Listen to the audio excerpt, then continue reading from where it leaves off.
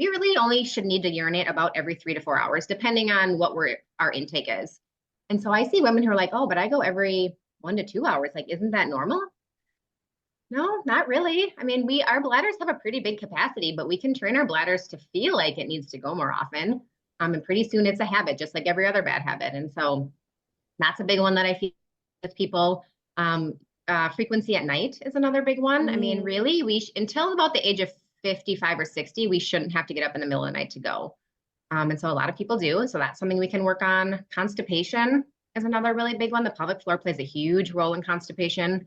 Sometimes the cause of constipation, sometimes the pelvic floor gets affected because of chronic constipation. Um, Another one that I feel like is kind of no one really pays attention to is like chronic hip pain. So obviously there's a lot of things that lead to chronic hip pain, and it can be more orthopedic, the hip itself.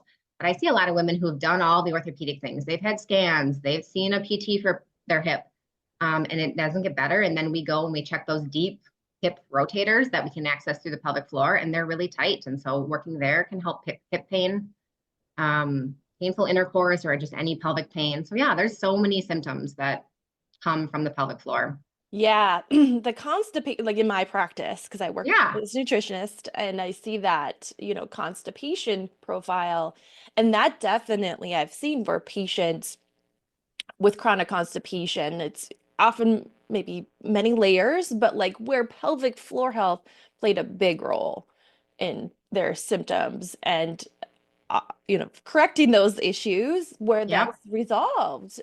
Yeah, that's really fascinating to me about all the mechanics around that. And also like other body systems, like I always think of like body systems Yep. too. Like